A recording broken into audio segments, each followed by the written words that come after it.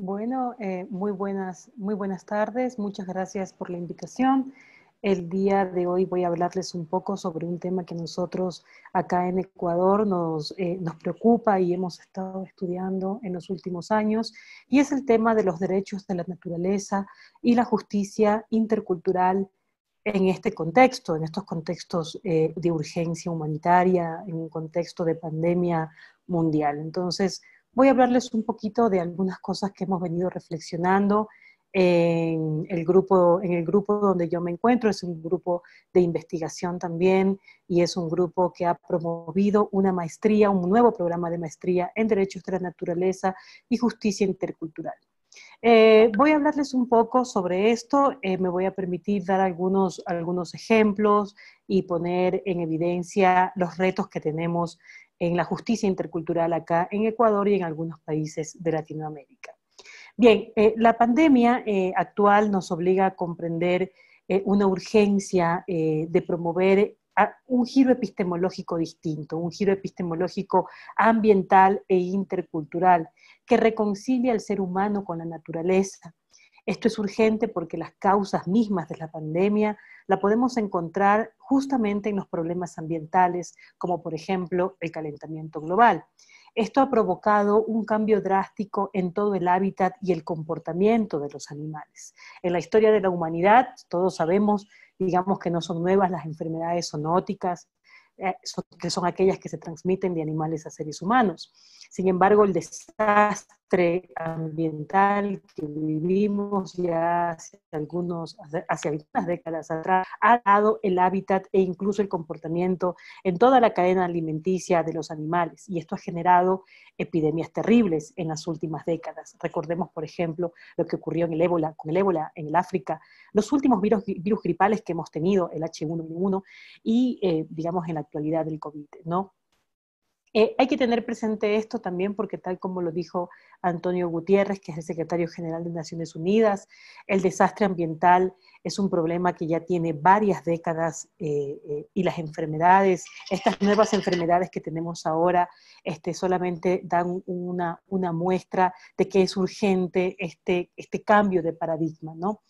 En este sentido, los orígenes ecológicos mismos de los virus hay que tenerlos presentes, también en el cambio de narrativa de los derechos. Eh, Nadie puede negar que en los últimos meses, digamos, la pandemia ha provocado el aislamiento humano, con lo cual la contaminación ambiental, como la emisión de gases contaminantes, ha bajado considerablemente en los últimos meses. Sin embargo, esto no debe darnos una esperanza ingenua de que la pandemia es buena para la naturaleza, y vamos a ver por qué.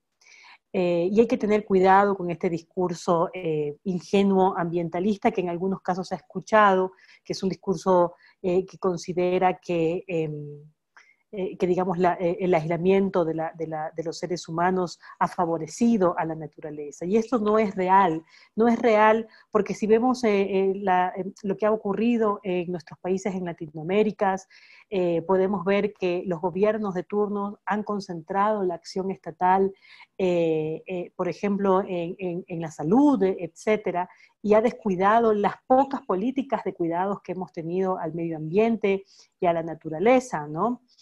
Por ejemplo, en Ecuador, hace muy pocos meses, ocurrió un hecho lamentable que fue justamente la ruptura de un oleoducto, y provocó un desastre en la Amazonía ecuatoriana, ¿no? Además, en estos meses se ha triplicado la deforestación en los bosques en la región por la falta de cuidado, digamos, y por parte de las políticas estatales, ¿no? Y esto no solamente ha ocurrido este desastre ambiental en estas zonas, como derrames de petróleo, sino que también en este momento los pueblos indígenas amazónicos están viviendo una catástrofe humanitaria, una catástrofe también médica, porque se están muriendo los viejos producto de la pandemia, los ancianos y los sabios, ¿no? Y esto debe llevarnos también a una reflexión sobre la existencia humana y su relación con el entorno. Eh, eh, Otra cosa que me parece que es urgente también analizar cuando nosotros hablamos de derechos de la naturaleza, es quién habla por la naturaleza, quiénes son los legitimados activos para hablar en su defensa. Nosotros consideramos que quienes son los legitimados activos son quienes cuidan de ella. En este sentido, los pueblos indígenas son quienes resguardan el 80% de los recursos naturales del mundo y por lo tanto deberían ser quienes tengan mayor participación en políticas, interculturales y en políticas también de conservación del recurso ambiental. Sin embargo, los pueblos indígenas, recordemos que no son más del 5% de la población del planeta y que en la actualidad además están siendo, digamos, puestos en una situación muy crítica por la pandemia. Hay que ver también que los propios pueblos indígenas nos han demostrado en los últimos meses, sobre todo acá en Ecuador, en otros países como en Perú y en Bolivia, que frente a la pandemia es posible pensar también en otras economías, otras formas de resiliencia desde la tierra. Este retorno a la tierra, que Arturo Escobar lo llamaba como el sentipensar, no es nuevo en nuestras sociedades heterogéneas, ya que la relación inquebrantable de la naturaleza-cultura todavía se mantiene viva en las comunidades indígenas. Esto que parecía una utopía se ha convertido en los últimos meses probablemente en una salida humana diferente frente al auge del autoritarismo, de los autoritarismos de los estados de excepción en nuestra región, que han visto este contexto como una oportunidad simplemente para implementar terribles medidas de ajuste económico en contra de los más vulnerables, de los trabajadores, de las trabajadoras. Y esto ocurre porque realmente nuestros gobiernos no están dando una salida humana a la crisis del capitalismo y a la pobreza que se avecina producto de la pandemia. Estas otras voces que promueven formas distintas de relacionarse con el mundo no han sido escuchadas, ¿no? Ni siquiera han sido escuchadas frente a planes y programas extractivos. Peor lo son ahora en este periodo de crisis del capitalismo. Sin embargo, quienes promovemos estos derechos desde una perspectiva crítica entendemos que estos son paradigmáticos, ¿no? Cuando nosotros hablamos de derechos de la naturaleza, estamos hablando de una ruptura epistemológica, porque estamos diciendo que la naturaleza es sujeto de derechos y no solamente el ser humano. Esta es una ruptura también con todo el pensamiento de tradición occidental, ¿no? Esto además debe interpretarse desde los contextos interculturales donde estamos, porque incorpora valores relacionados que se encuentran dentro de pueblos indígenas, y el derecho internacional también de los derechos humanos ambientales, de lo que llaman algunos teóricos como movimientos sociales ecologistas también. Hoy más que nunca, digamos, tenemos que abrirnos en estos nuevos sentipensares, no nuevos, viejos sentipensares, pero nuevos para nosotros, para nuestro conocimiento, porque ya no debería ser descabellado entender que los animales o los ríos o las montañas nos están hablando, tienen vida. Esto puede ser difícil para quienes vienen en una tradición, digamos, de formación jurídica, porque es una tradición jurídica, digamos, bastante kantiana, occidental, ¿no? Que difícilmente puede comprender estas rupturas epistemológicas. Debemos pensar de forma compleja y ampliar la perspectiva no solamente de los derechos humanos, o mejor dicho, ampliar la perspectiva de los derechos humanos hacia los derechos de la naturaleza. Ya no debemos decir solo derechos humanos, sino derechos humanos y de la naturaleza. ¿Por qué? Porque no están separados y son inquebrantables. De hecho, esto mismo lo ha dicho no solamente el secretario de Naciones Unidas, sino también las organizaciones de derechos humanos, que lo vamos a ver más adelante cuando hablamos de la interdependencia de los derechos humanos. En todo caso, este trayecto, digamos, que hablamos de quienes hablan por los ríos durante un proceso de consulta, durante una construcción de política, ante un juez, durante una judicialización. Hay que tener en cuenta que cuando hablamos de esto, estamos hablando en nombre también de una tradición de justicia distinta, ¿no? Porque existen, digamos, en el pluralismo jurídico entendemos que no solamente el Estado produce derecho o produce justicia, sino que hay otros sentires, hay otras formas organizadas y nacionalidades organizadas que pueden construir y que de hecho están construyendo derecho. En el caso de Ecuador y de Bolivia, esta construcción de derechos como los derechos de la Pachamama y los derechos de la naturaleza han sido tomados también por el discurso estatal. Sin embargo, no se han podido concretar en más de 11 años de derechos vigentes en la Constitución. En todo caso, esto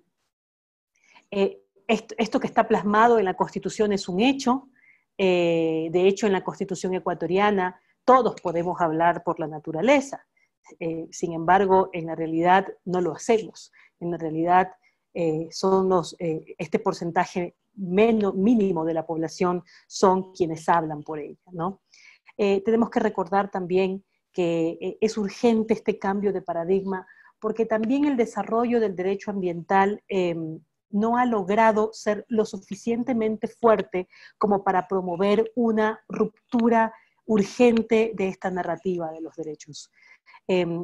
Podemos ver, por ejemplo, que en América Latina y el Caribe somos parte del convenio marco de las Naciones Unidas sobre cambio climático, por ejemplo, somos parte del Acuerdo de París.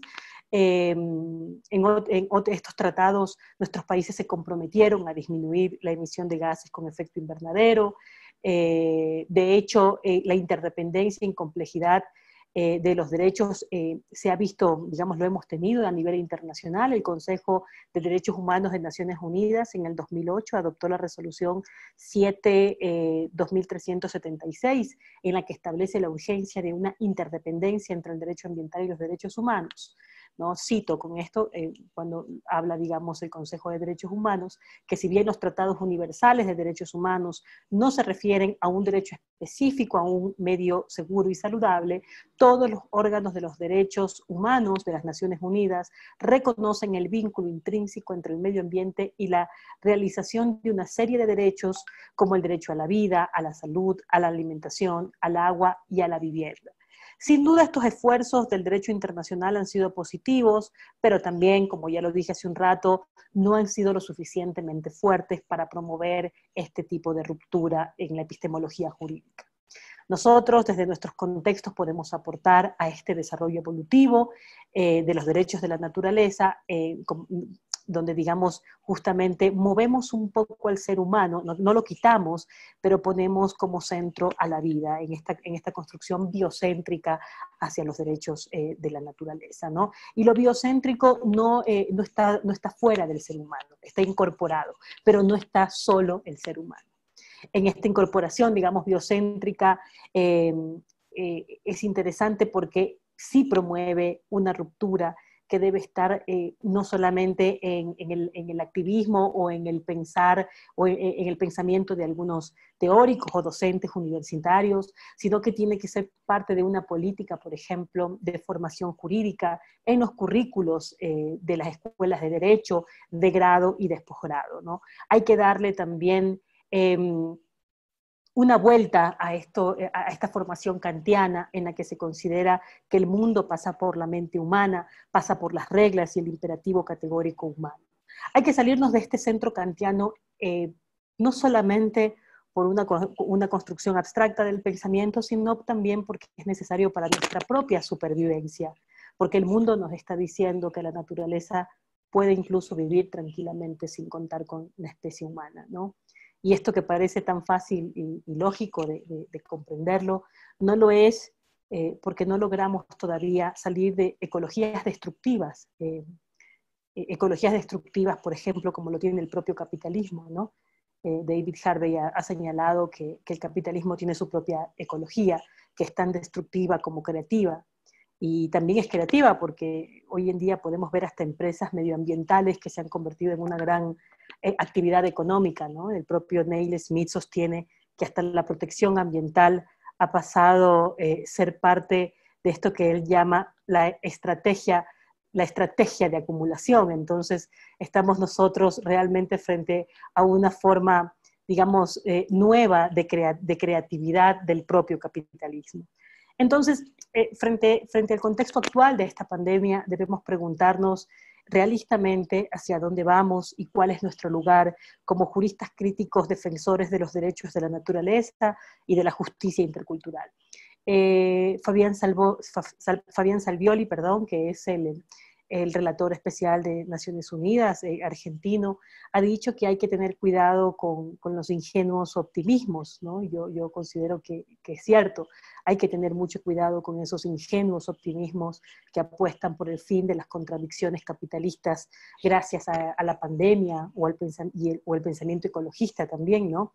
Que por fin la naturaleza puede recuperarse y el ser humano, digamos, que ha sido desastroso para los ciclos vitales de la naturaleza, puedan hacerse a un lado, ¿no?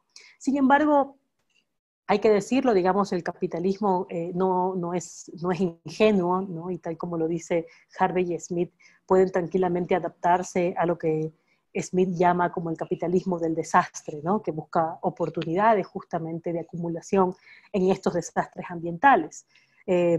Solamente eso es muy evidente, detengámonos un momento y veamos quiénes se han enriquecido con la pandemia y tendremos un poco de tiempo, digamos, para reflexionar críticamente cómo esto va refuncionalizándose el capitalismo hacia las grandes empresas contaminantes también. Entonces, uno de los grandes retos es la construcción justamente de una justicia intercultural que pueda apueste por esta protección de los derechos de la naturaleza y profundice los estándares internacionales dados ya por otras cortes, ¿no? Como la Corte Constitucional Colombiana, con el famoso caso del Río Atrato. También en Nueva Zelanda se han hecho una serie de leyes que son muy interesantes, o la jurisprudencia de la propia Corte Suprema de la India, que tiene una construcción muy interesante sobre los derechos de la naturaleza, los derechos de los animales, el derecho, digamos, de los glaciales, por ejemplo. Me parece a mí que el derecho comparado aquí juega un papel importante porque se está dando esto en las altas cortes, ¿no? También hay que retomar los aportes hermenéuticos dados por la propia Corte Interamericana de Derechos Humanos, que ha vinculado perfectamente el derecho internacional del medio ambiente con los derechos de los pueblos indígenas, ¿no? De hecho, gran parte de lo que se conoce como esta jurisprudencia verde de la Corte Interamericana pasa y ha pasado también por los derechos colectivos de los pueblos indígenas.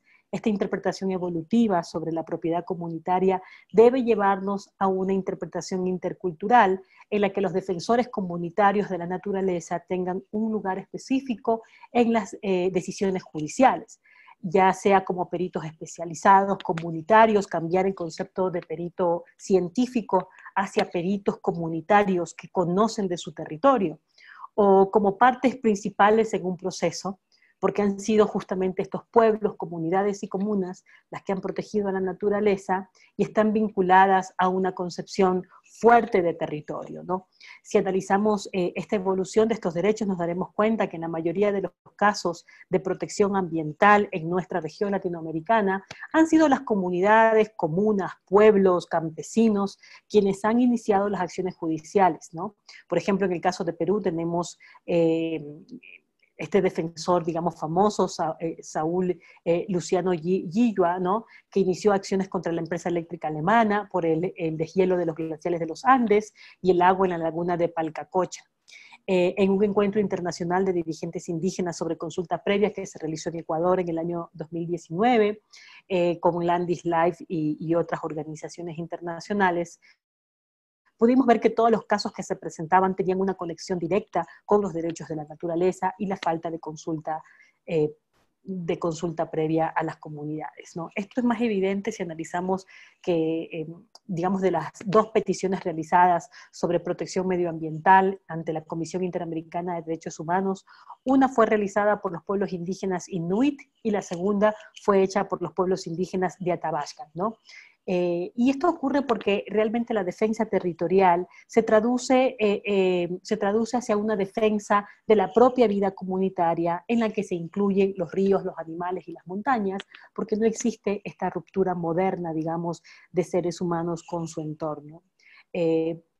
Por esto, digamos, la justicia debe impedir que la naturaleza sea absorbida por una lógica acumulativa del capital y al mismo tiempo apostar por una protección de los derechos de los pueblos para pensar en un contexto post-pandemia de respeto a la vida y a la colectividad.